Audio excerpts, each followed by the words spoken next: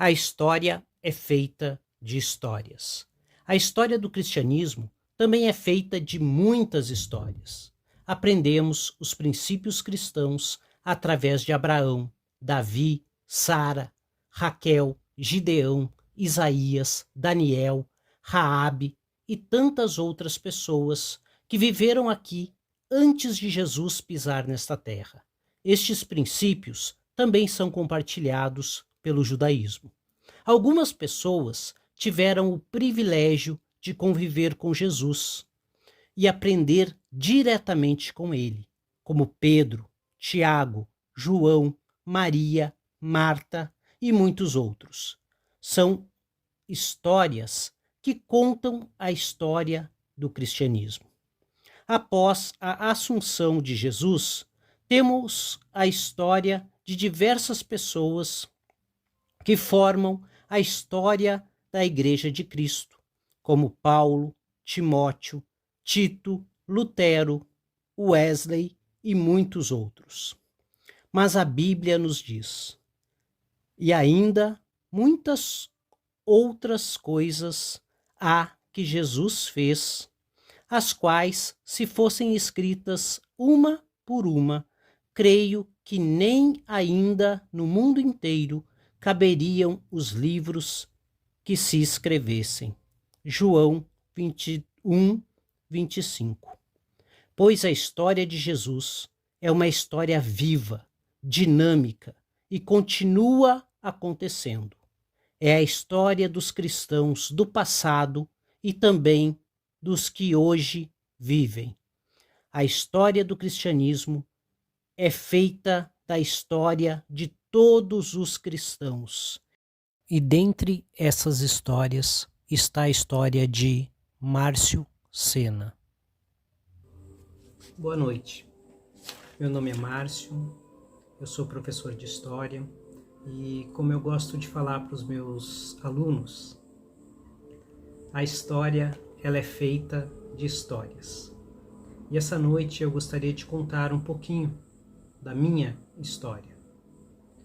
Ela começa como a história de muitos adolescentes, experimentando o álcool, as drogas e se envolvendo cada vez mais com isso. Eu gostava de festas, vivia em shows, eu gostava muito de acampar também com os meus amigos, a gente ia pescar, geralmente bebia bastante durante esse tempo. E em certa ocasião, que eu estava acampando junto com amigos em uma casa abandonada que a gente ia seguido, era uma propriedade privada que era de alguns amigos e a gente ia para lá. Tinha um açude que a gente pescava, mas nesse lugar aconteceu algo inusitado. Estávamos na frente da casa, eu e os meus amigos conversando, e de repente eu começo a ver coisas que eu jamais imaginei enxergar. Eu comecei a ver o mundo espiritual, comecei a ver os demônios, e eram muitos, e havia um que era muito maior que todos os outros, e eles falavam comigo. E eu comecei a ficar preocupado, porque eu sabia que o que eu estava vendo, as pessoas que estavam comigo não estavam vendo. E o que eu estava ouvindo, as pessoas que estavam comigo não estavam ouvindo. E ao mesmo tempo eu conseguia falar com as pessoas que estavam ao meu redor. Só que o meu aspecto, a minha fisionomia mudou, assustando as pessoas que estavam comigo aquela noite, nesse acampamento. E foram palavras que muitas vezes queriam me colocar contra as pessoas que estavam comigo. E eu fui cada vez ficando mais transtornado, até que os meus amigos arrumaram uma cama para mim parte interna da casa, eu entrei, fiquei deitado e eles permaneceram na parte exterior da casa, perto da árvore, na fogueira. E essas vozes começaram a dizer muitas coisas, que os meus amigos não gostavam de mim, que eu deveria fazer alguma coisa contra eles. E nesse momento eu comecei a ter uma sensação que era cíclica, que ela era ruim, só que ia melhorando. E quando chegava num momento de êxtase, ela ficava horrível de novo. E isso começou a se repetir várias vezes aquela noite.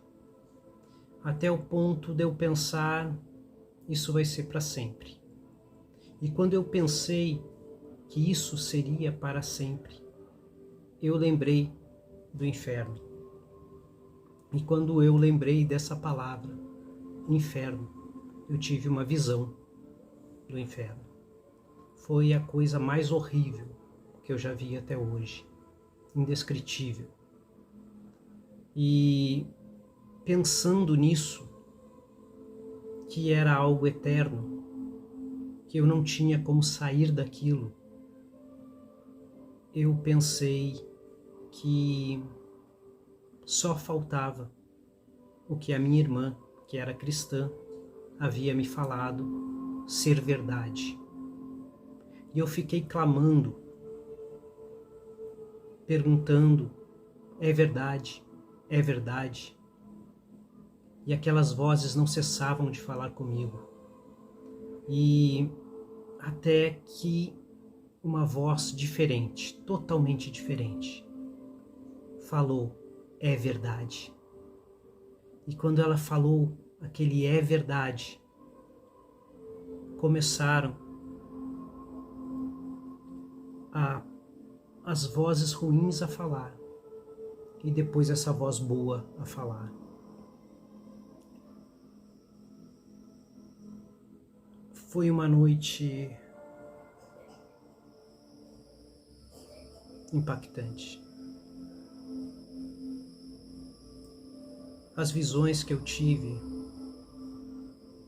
as vozes, elas me deixaram muito assustado. Mas essa voz boa me deu uma esperança. Porque uma das primeiras coisas que ela me falou foi, mesmo que você não saiba que existe um outro caminho, existe um outro caminho. Você não precisa entrar por essas portas. Falando das portas do inferno. E as vozes dos demônios, eles me prometeram coisas e disseram, se essa voz boa te prometer alguma coisa, a gente pode prometer algo melhor, o que você quer, que é as suas poesias, aquilo que você escreve há tanto tempo, publicadas em forma de música, e você ser famoso. Essa foi a proposta dos demônios para mim, para que eu não respondesse algumas perguntas que iriam ser feitas por aquela voz boa. As perguntas que essa voz me fez em uma das últimas coisas que eu lembro daquela noite, foram 3 perguntas. Se eu acreditava que Jesus Cristo havia nascido e vivido na terra como homem. E eu disse, não sei. E aquela voz boa repetiu a mesma pergunta mais uma vez e eu disse, não sei. E repetiu de novo, até o momento de eu dizer, eu acredito. Então ela partiu para a segunda pergunta. Se eu acreditava que Jesus Cristo era o Filho de Deus, o próprio Deus. E eu dizia, eu não sei. E ela repetia e eu dizia, eu não sei. Até um momento de convicção que eu dizia, eu acredito. Então veio a última pergunta, a terceira pergunta, se eu aceitava a Jesus Cristo como meu Senhor e Salvador. E eu disse sim, depois de dizer eu não sei várias vezes. E quando eu disse aquele sim, eu adormeci. E tudo cessou. Todas as visões, todas as vozes. No outro dia, quando eu acordei feliz por estar vivo, por escutar as vozes dos meus amigos lá fora. E quando eu saí para conversar com eles, aconteceu o que eu temia, que era a pergunta, o que aconteceu com você? E eu respondi, eu não sei. Eu só sei que foi horrível e não quero mais passar por isso. Parecia que todas aquelas visões, que tudo aquilo que eu tinha vivido estava embaralhado na minha mente. Eu não lembrava direito o que havia acontecido. Eu sabia que eu deveria falar com a minha irmã, que era cristã, sobre o ocorrido, mas eu tinha receio, eu não queria falar com ela sobre isso e acabei não falando. Passei meses ou semanas continuando com a minha vida da mesma maneira que era anteriormente. Até que chegou o Natal de 2000, do ano 2000, onde se reuniria na nossa casa em Cachoeira do Sul, na casa dos meus pais, todos os irmãos, para uma festa de família, a ceia de Natal. Só que um dia antes, a minha irmã, que é cristã, essa Raquel, ela me chama num quarto da casa e diz, olha, o nosso irmão, o Cal, ele me ligou e disse que tentou suicídio e que a gente precisa ajudá-lo, que é para a gente ir buscar ele numa outra cidade próxima chamada Caçapava, amanhã de manhã. Nesse momento a minha irmã tinha uma Bíblia aberta em cima da cama e sem querer eu corro o olho na Bíblia e tinha um versículo que me saltou os olhos, que dizia assim, então um vento mais veemente virá da minha parte e eu pronunciarei juízo contra eles. Jeremias 4:12.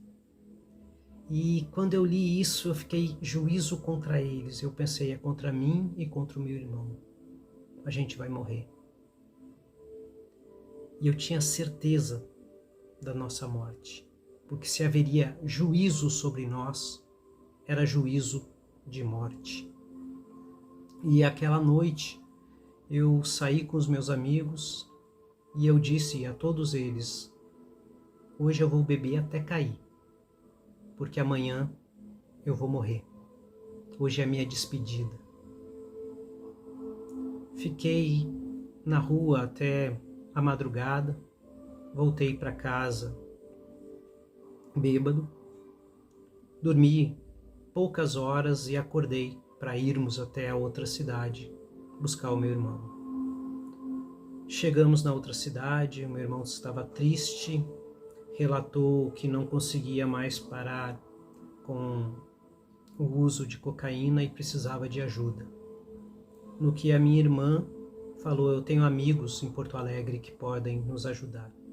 E a gente partiu para Porto Alegre. Isso tudo na véspera de Natal. Chegamos em Porto Alegre, fomos acolhidos por alguns amigos da minha irmã que largaram tudo o que estavam fazendo para nos ajudar. E a minha irmã ligou para uma senhora chamada Noemi, que tem uma chácara onde ela recebe pessoas, adolescentes, que têm problemas com o uso de entorpecentes. E a minha irmã ligou para ela, explicou o caso do meu irmão, e ela disse: infelizmente, eu não tenho como receber o seu irmão, porque a gente está trabalhando apenas com adolescentes. Então a gente estava lá pensando no que fazer, a quem procurar, que ajuda a gente poderia ter, quando o telefone toca, e era essa senhora, Dona Noemi, dizendo para minha irmã: olha, eu orei e Deus me disse que é para receber o seu irmão aqui na chácara. Pode trazê-lo. E eu não estava entendendo nada. Eu estava com uma ressaca incrível, uma dor de cabeça.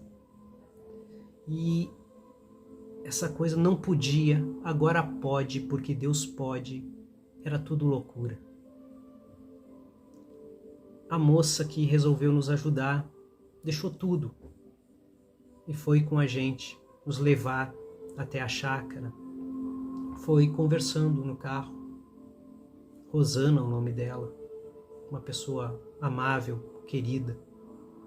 Começou a falar no carro: olha, eu tinha problema sério de depressão, que nenhum remédio deu conta, mas Jesus me curou. E eu achava aquilo hilário, a pessoa acreditar nisso. Como uma pessoa esclarecida pode acreditar nisso? E a gente chegou na chácara, fomos recebidos pela tia Noemi. Chácara Nova Vida, perto de Porto Alegre. E um lugar maravilhoso. E a tia Noemi conversou com meu irmão por horas. Eu saí com alguns obreiros da chácara e eles conversavam comigo, falavam de Jesus. Que coisa esquisita, todo mundo só fala de Jesus nesse lugar. E eu pensei comigo: o meu irmão não gosta muito de religião, dessas coisas de Jesus, mas agora é o jeito, deixá-lo aqui. É quem quer nos ajudar. E um pouco antes de sairmos lá da chácara, a tia Noemi veio conversar comigo. E ela me abraçou. E quando ela me abraçou, ela começou a falar: meu filho, não seja assim, não faça isso, não viva assim. E tudo o que ela falou era o que era a minha vida. Tudo o que ela estava dizendo para eu não ser e fazer era o que eu fazia e o que eu era. E ela sabia disso. Naquele momento, eu senti vontade de dizer: arruma um lugar para mim, que eu preciso ficar também. Mas eu sabia que eu não podia ficar, eu e o meu irmão juntos naquele momento. Não seria bom para a recuperação dele. Então, eu e a minha irmã voltamos de Porto Alegre para Cachoeira do Sul, de carro. E desde o momento em que a tia Noemi conversou comigo, eu comecei a perceber que eu tinha feito tudo errado. Que a minha vida era um desastre. E eu me sentia envergonhado, eu me sentia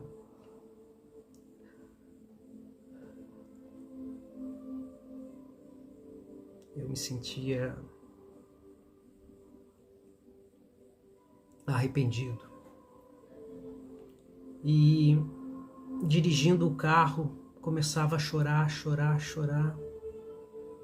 E a minha irmã perguntava: o que aconteceu? Você quer me falar alguma coisa? Eu disse: não, eu não quero falar. E tinha que parar no acostamento, de tanto que eu chorava. Daqui a pouco eu me acalmava, seguia a viagem e de novo começava a chorar sem parar. Parava no acostamento até me acalmar novamente e seguia a viagem. Seguia pensando também que quando eu chegasse em Cachoeira do Sul, seria bombardeado com 1000 perguntas, principalmente do meu pai, sobre mim e sobre o meu irmão. Perguntas que eu não queria responder. Quando chegamos em Cachoeira do Sul, aconteceu exatamente o que eu previa. Todo mundo queria me perguntar sobre o meu irmão e sobre mim, sobre uso de drogas. E isso tudo era véspera de Natal, que geralmente sempre foi um momento alegre da nossa família. Mas aquele dia eu estava muito triste. E em determinado momento, a minha irmã, Raquel, ela me chama no quarto e diz: mano, você tem alguma coisa para me dizer? Jesus te ama. E começou a falar sobre Jesus para mim. Só que eu não queria saber. Na verdade, eu nem estava escutando o que ela estava me falando. Ela estava falando Jesus e blá, blá, blá, blá, e eu não estava escutando nada daquilo. Até o momento que ela disse, na sua explanação, é verdade. E esse é verdade, exatamente igual quando a voz boa falou comigo naquele acampamento. Nesse momento tudo fez sentido na minha cabeça, como se um quebra-cabeça fosse montado. E eu disse: mana, eu preciso te contar algumas coisas que aconteceram comigo algumas noites atrás, num acampamento. E comecei a relatar a ela todas as visões, tudo o que eu vi e ouvi naquela noite no acampamento. Só que eu não cheguei a contar as 3 perguntas que tinham sido feitas a mim pela voz boa no final daquela noite. E quem me fez essas 3 perguntas foi a minha irmã Raquel. Se eu acreditava que Jesus Cristo tinha nascido e vivido como homem na terra, se Jesus Cristo era o Filho de Deus, o próprio Deus, e se eu aceitava a Jesus Cristo como meu Senhor e Salvador. E da mesma forma, eu dizia que não sabia, até ter uma convicção que não era minha, mas era dada a mim. E naquele momento, eu entreguei a minha vida a Jesus. No dia 25 de dezembro de 2000. A presença de Deus naquele quarto era algo palpável. Minha irmã falou: e mano, você sabe que você não precisa mais se esconder atrás de uma garrafa, atrás de um cigarro, atrás de drogas. Que Deus pode te libertar, que Ele tem poder para te libertar. E eu disse: mana, eu sei que Deus tem poder para fazer qualquer coisa. E eu fui liberto. Eu não passei por nenhum tipo de clínica. De um dia para o outro, eu era uma outra pessoa. Eu nasci de novo. Depois disso, veio um processo de santificação que dura até hoje. Mas o que eu vivi naqueles primeiros dias com Cristo foi algo libertador. E eu queria convidar você a fazer parte da minha história. Queria contar para você um pouquinho dessa trajetória com Cristo. Eu queria que nós nos edificássemos juntos, compartilhássemos a palavra juntos. Esse canal é para isso, é para a honra e para a glória de Jesus Cristo. E você é meu convidado a participar comigo desse canal. Se inscreva, curta, compartilhe com alguém que precisa dessa palavra, que é uma palavra de salvação. Que a salvação é para todos. Que a salvação é para aquele que parece não ter solução, como muitos olhavam para mim. Esse não tem solução. Mas Jesus tinha um propósito e tem um propósito com a minha vida. Agradeço a todos aqueles que intercederam pela minha vida durante os anos que eu rejeitei a Cristo. Agradeço a minha irmã por ter compartilhado a palavra comigo. E o que eu quero é compartilhar essa mesma palavra com você. Que Jesus Cristo salva. Que Jesus Cristo é o Senhor. Que Jesus Cristo pode mudar qualquer vida. Obrigado por ter assistido esse vídeo e espero que continuaremos nos vendo por aqui.